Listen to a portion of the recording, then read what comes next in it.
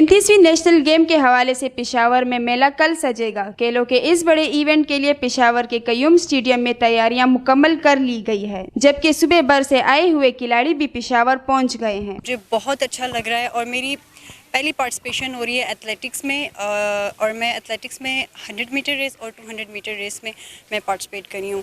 इंशाल्लाह मैं उम्मीद करती हूँ और मेरी पूरी कोशिश रहेगी कि मैं यहाँ से जीत के जाऊँ। जितनी मैंने मेहनत की है वो कुछ रंग दिखाए आखिर में आके। सुना था कि पेशावर में बहुत दहशतगर्दी वगैरह, लिहाजा ये सारी बातें गलत हैं, झूठी हैं। बहुत अच्छा उन्होंने सारा इंतज़ाम किया, बहुत अच्छी सिक्योरिटी है और बहुत अच्छा हम फील कर रहे हैं। ईजी है सब, बहुत अच्छा। एक अच्छी जगह पे पेशावर में फ़र्स्ट टाइम नेशनल गेम्स हो रहे हैं। इससे पहले होते थे कराची में हुए हैं, इस्लामाबाद में, लेकिन ये फर्स्ट टाइम है जहाँ पे पेशावर में ऑर्गेनाइज किए इन्होंने।